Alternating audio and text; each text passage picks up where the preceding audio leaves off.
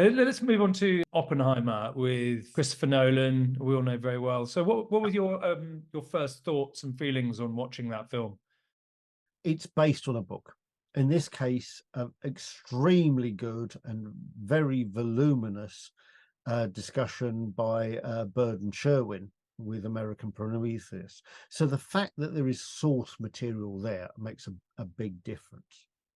It's one of the few films about Robert Oppenheimer who really delves back to his early years in any respect whatsoever.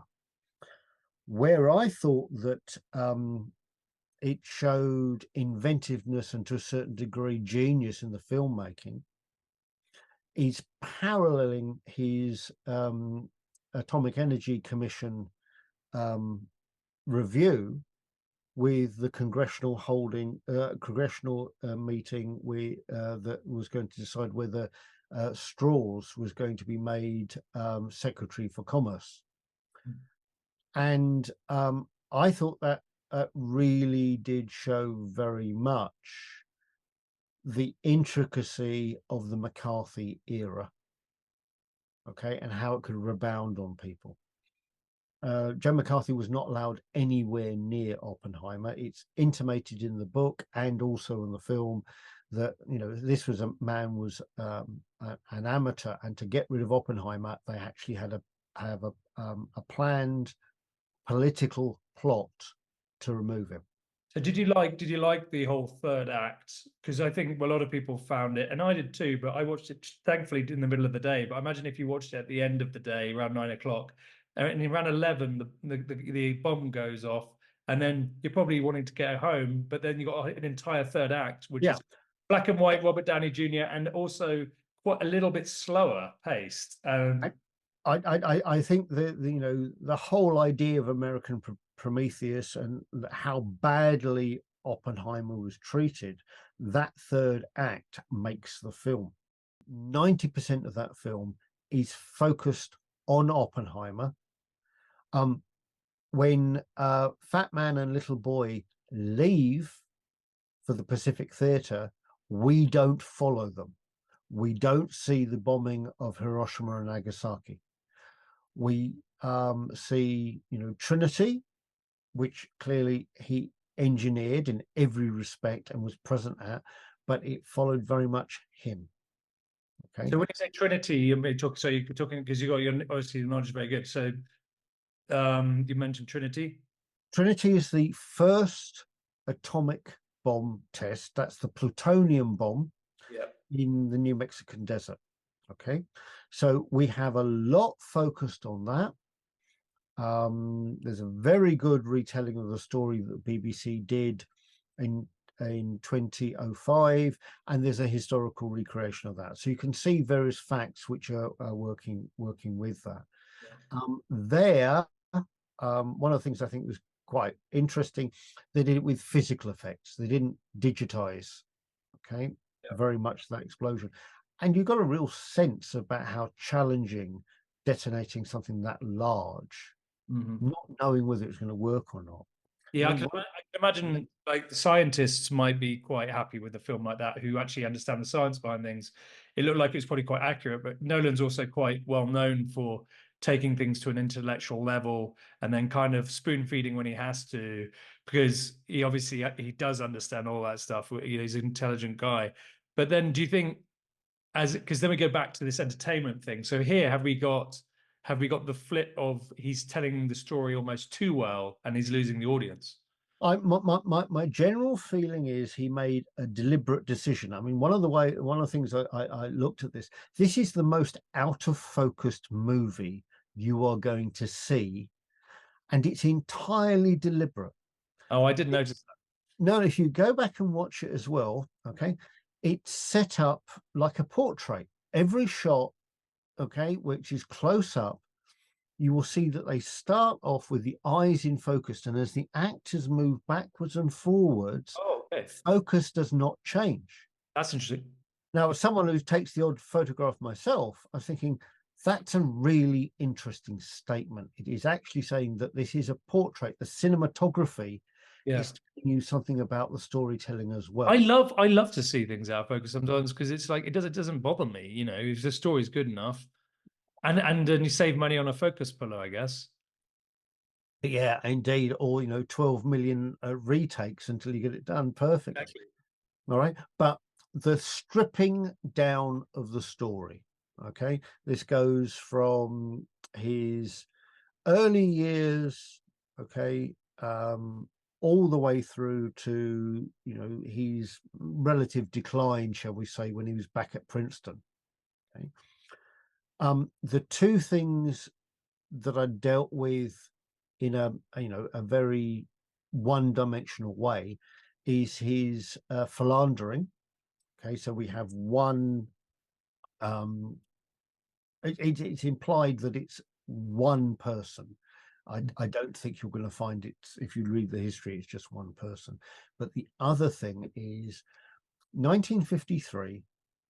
He loses his security clearance, not because there's a change in government, because Eisenhower has become president, but because the people around Oppenheimer says we don't like the degree of influence that he has on the American public. He's getting in the way of us doing what we want.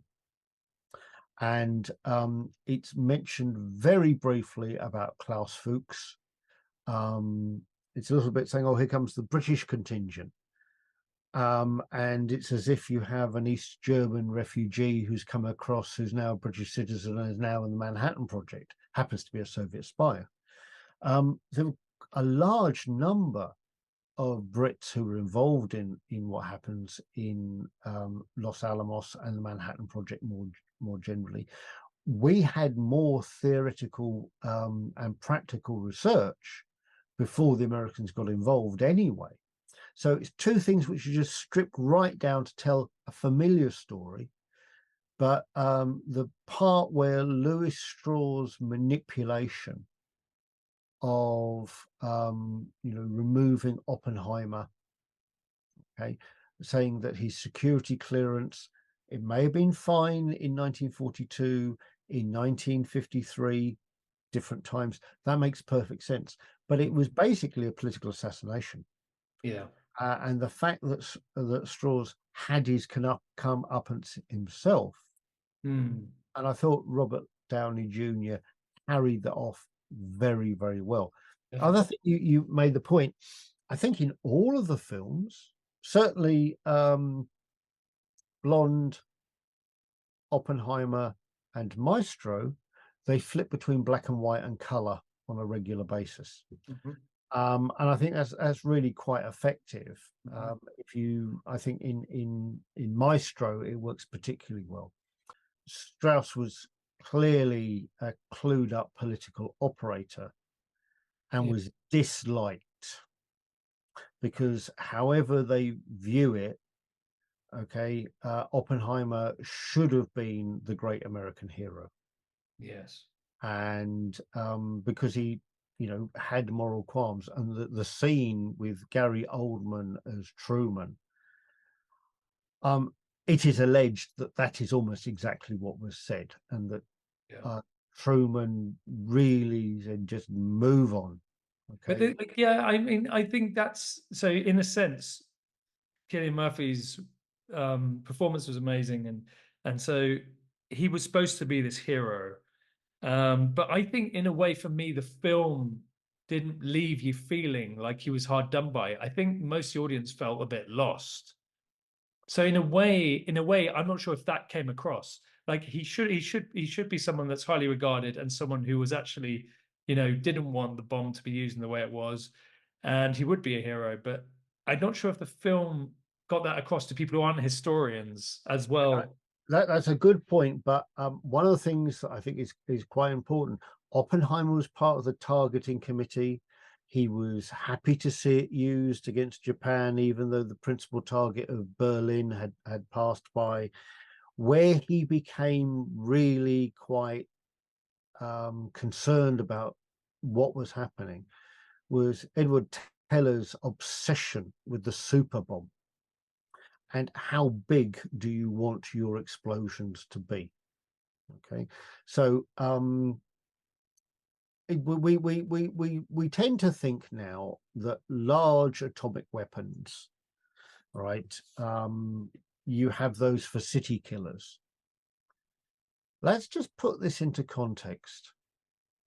Something like 14 kilotons for the Hiroshima bomb, something like 20 kilotons for the Nagasaki bomb. Between the two of them, they killed about 107,000 people within 24 hours of the bombs being dropped. And a lot of this is about its two weapons.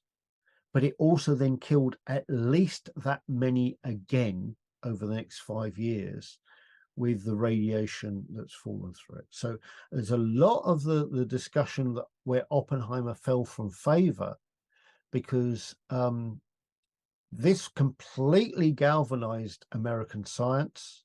It showed what was possible.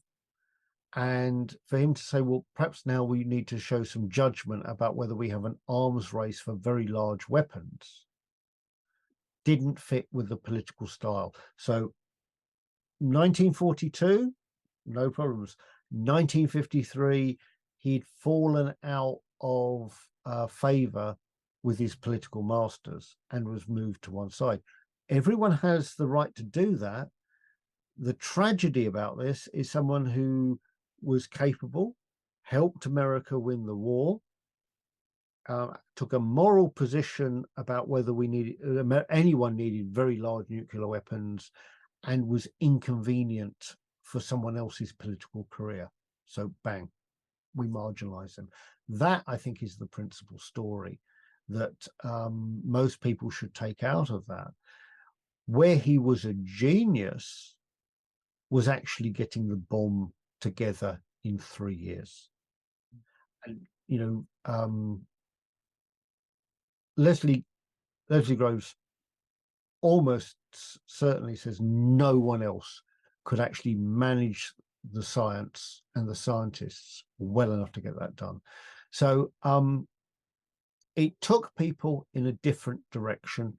It took it in a less sensationalized direction. And as you said, the third act about his decline gave a period of history which I'm very familiar with. I don't think many Americans were aware of it. So that's where I think it really told. Performances were terrific. Emily Blunt as Kitty. Cillian Murphy was outstanding.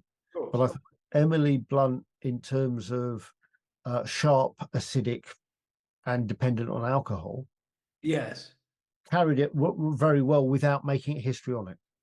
Yeah, that's true. Yeah, she seemed to slip in there quite nicely. Yeah, so kind of no, I think I get your overall view. When I watched it, for me, it was a brilliant movie. But then, I mean, other biopics came, and suddenly and now the Oscars is coming around the corner, and Oppenheimer doesn't seem to be maybe as front running as it could have been. Some might say I still think it will win Best Picture for some reason. I think, or Best Director at least. But what do you think? I think that we now have a unique year, and Oppenheimer, it's an area I know a lot about, and I thought if this is portraying what happened, it's not a bad entry. But remember, it's an entry. Okay. The book is 800 odd pages. Oppenheimer's life was incredibly complex. What he achieved was incredibly complex. And I thought Christopher Nolan conveyed all of that exceptionally well.